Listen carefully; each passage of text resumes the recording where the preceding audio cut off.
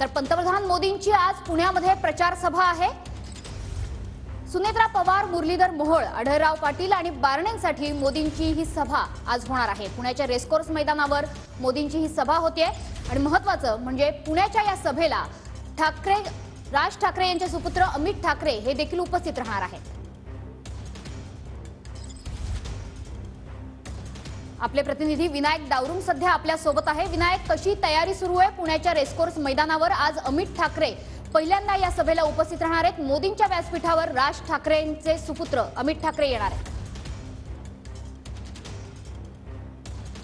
मनश्री बरोबर आहे। 4 लोकसभेसाठी ही महत्त्वपूर्ण सभा जी आहे ती संध्याकाळी 6:30 वाजता रेसकोर्स मैदान जे आहे पुण्यातलं त्या ठिकाणी पार पडणार आहे। आपण पाहू शकतो भव्य असा स्टेज जो आहे तो उभारण्यात आलेला आहे। पुणे, मावळ, शिरूर आणि बारामती अशा 4 लोकसभेसाठी एकत्र सभा जी आहे ती पंतप्रधान नरेंद्र मोदी यांची होणार आहे। महायुतीचा एल्गार जो आहे तो या ठिकाणी केला जाईल। महाविजय संकल्प सभा असं या सभेला या ठिकाणी नाव देण्यात आलेलं आपल्याला पाहायला मिळतात। सगळ्याच प्रमुख नेत्यांचे फोटोज जे आहेत या ठिकाणी झळकताना दिसत आहेत। जवळजवळ 2 लाखापेक्षा अधिक या ठिकाणी कार्यकर्ते बसण्याची व्यवस्था जी आहे ती करण्यात आलेली आहे।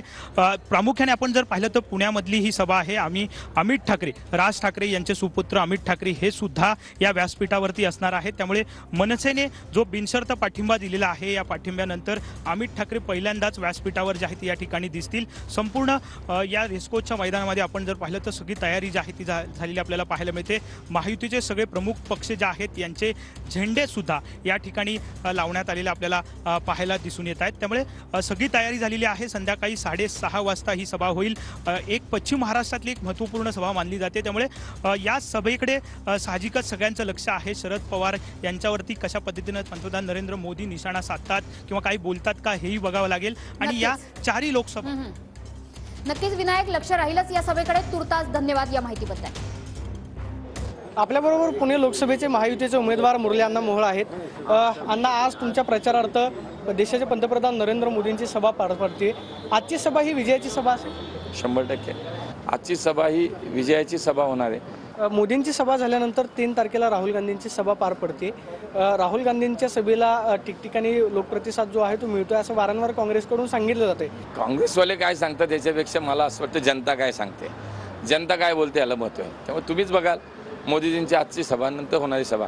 थेट लढत राहुल गांधी विरुद्ध नरेंद्र मोदी अशी केली जाते। एनडीए म्हणून तुम्ही विचार करा, आजपर्यंत यांच्या या सगळ्या एनडीएमध्ये आमचं एक नाव नक्की आहे, बरोबर?